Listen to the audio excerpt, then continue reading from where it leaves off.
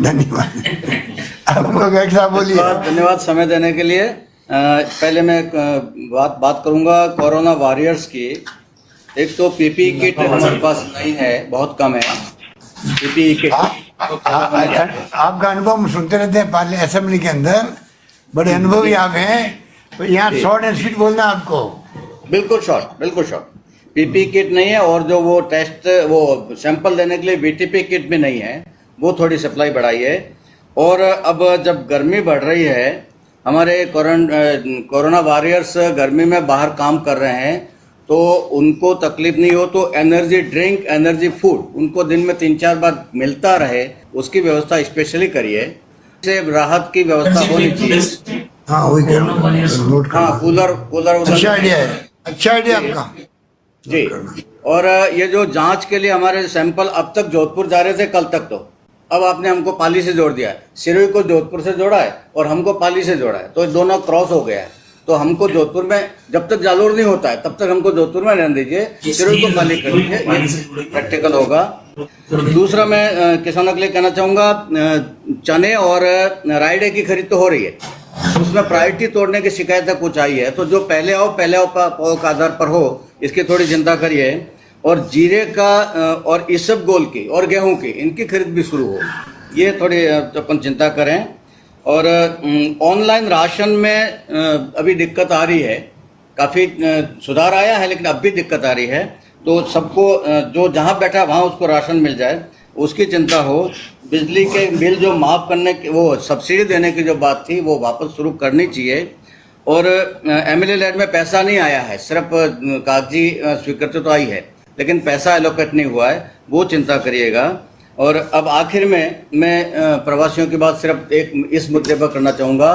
प्रवासी हम लोगों के लिए एसेट्स हैं, लायबिलिटी नहीं है। यदि हमने उनको सम्मान पूर्वक प्रेम से यहाँ आने दिया होता, लाए होते, तो वो हमारे लिए भामाशाह बन के जगह जगह सेवा कर रहे होते।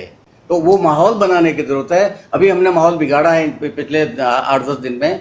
उस माहौल को ठीक करके उनको आत्मसम्मान को ठेस पहुंचाए बिना उनको लाना और उनका यहाँ उपयोग करना, यह करने की जरूरत है। शुरू में बहुत भामाशाह है, अब धीमे पड़ रहा है भामाशाह। तो ये लोग आएंगे तो फिर हमारे लिए भामाशाह बन के हमारे सहयोगी बनेंगे। इसकी चिंता करनी चाहिए। ट्रेनें चलानी चाहिए, ट्रेनें ज़्यादा से ज़्यादा, हैदराबाद से, बेंगलोर से, चेन्नई से, कोयम्बटूर से, ये 5-7 रूट से लगातार कई सारी ट्रेनें। मेरी समस्या एक ही है जो सबने बता दी, प्रवासियों वाली। बीच में क्या हुआ था, 3-4 दिन पहले तो आपने परमिशन दी, लोग आ भी गए थे, बहुत बढ़िया किया आपने, अच्छी बात थी। लेकिन बीच में बंद हो गई, इतना हल्ला हो गया कि आपको भी घड़ी खोटी सुना रहे थे, हम लोग को सबको सुना रहे थे कि हमको पहले बुलाया और आपने बीच में बंद कर दिया। जो खुद का साधन लेके आ रहे हैं उनको करीबन परमिशन दी जाए ना मेरे।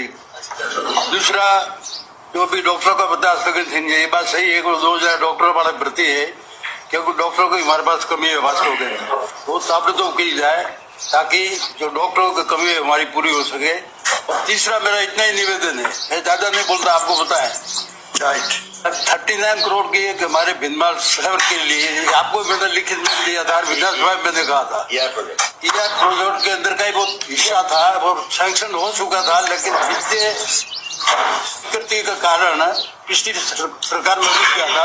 पानी के लिए नर्मदा का ये पानी ये प्रोजेक्ट है, वो पूरा प्रोजेक्ट 550 करोड़ का ज्यादा है। लेकिन भिंडमाल नगर के अंदर भी एक बार हो जाए तो काफी नगर की समस्या है वो हल हो जाएंगी। आज वास्तव के अंदर पानी की बहुत बड़ी समस्या है। और ईयर प्रोजेक्ट वाला जो मामला है ये भी आप कर दें ताकि 256 गांवों के अंदर पानी पहुंच सके। आप लोगों को माननीय वसुंधरा जी को, गुलाब जी कटारिया साहब को, माननीय राजेंद्र राठौर साहब जी और आपको बहुत बहुत धन्यवाद। राम राम, जय श्री राम। राम राम, धन्यवाद।